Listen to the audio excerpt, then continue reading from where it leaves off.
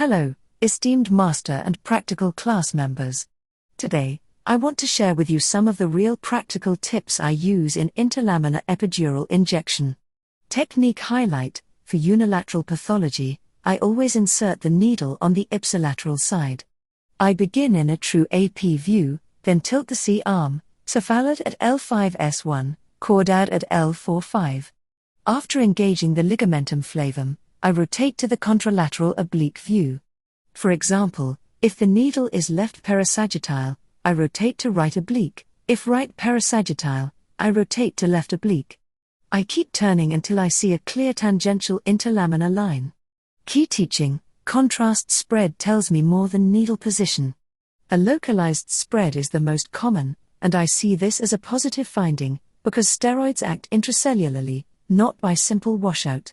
That means the effect is concentration dependent, and a localized 2 cc injection provides the strongest anti-inflammatory effect.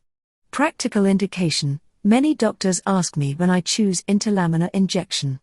If MRI is not available, or the patient refuses, this is often my first choice. I also use it in acute or moderate back pain, guided by dynamic X-ray instability rather than routine MRI. So these are just a few of the clinical pearls from my practice. If you want to learn in more depth, with full lectures, case discussions, I invite you to join my YouTube membership. It is my honor to be with you, and I look forward to seeing you in the upcoming videos. Join our Masterclass membership today and unlock a treasure trove of knowledge.